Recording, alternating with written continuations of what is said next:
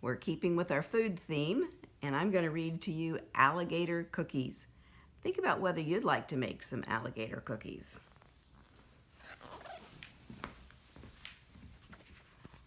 It was cold, it was wet, it was damp, it was dismal. The whole day was ruined, the whole day abysmal. Our toys were all boring, the TV just static. So we crept to see what we'd find in the attic. Now, up in the attic was Uncle Ned's trunk.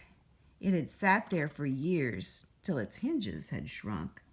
Dear Uncle Ned, who had traveled so far, from Alakazam to Zanzibar.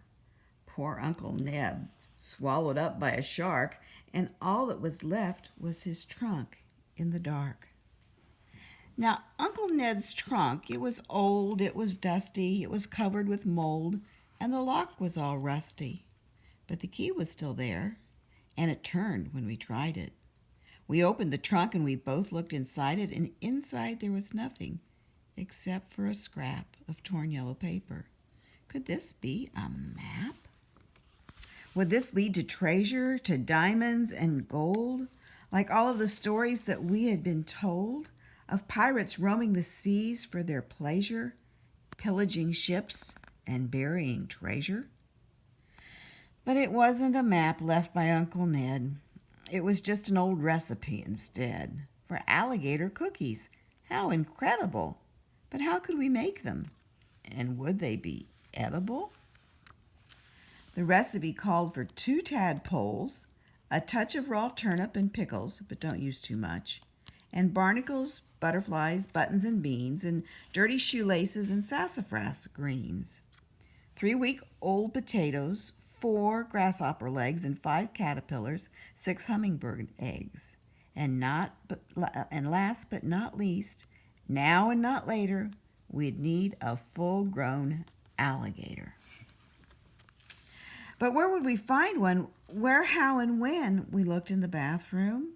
We looked in the den. See if you can find him each time. See his feet out there?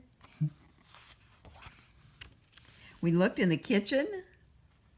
We looked in the cellar. We just couldn't find that long green feller. We looked in the backyard. We looked in the front. Even old Hoosier joined in the hunt. We looked high and low. We looked all around. Alligators, there were none to be found. We looked in the park and we looked in the zoo, but the zookeeper said, "There are none here for you." Do you see him? There weren't any alligators anywhere. We had not known that they were so rare. We couldn't make cookies. Our whole day was through. Nothing to eat and nothing to do. When suddenly Hoosier started to bark at something that moved, something there in the dark. And to our surprise, right before our own eyes, out jumped an alligator full size, with a long green tail and covered with scales all the way down to his fingernails. "So you thought you'd make cookies out of me? And what if I should disagree? Where would you run? What would you do if I tried to make cookies out of you two?" "Well, I won't. No, I won't. It just isn't my way. I never eat children. At least not today. I know a recipe better by far than the one Uncle Ned found in Zanzibar. And you don't need buttons, you don't need beans, no dirty shoelaces, no sassafras greens, no pickles, no potatoes, no grasshopper legs, no tadpoles, no turnips, no hummingbird eggs. And when you make them, you don't have to beat them, you don't have to bake them, you just have to eat them. You'll find they're scrumptious, delightful, sublime, cookies to eat anywhere, anytime. So chewy, so tasty, so green, so nutritious. Alligator cookies are truly delicious. So if you want to make some, here's the recipe. Corn syrup, put a tablespoon in a bowl, round as the moon, and a spoon of peanut butter, creamy or crunchy, it doesn't matter.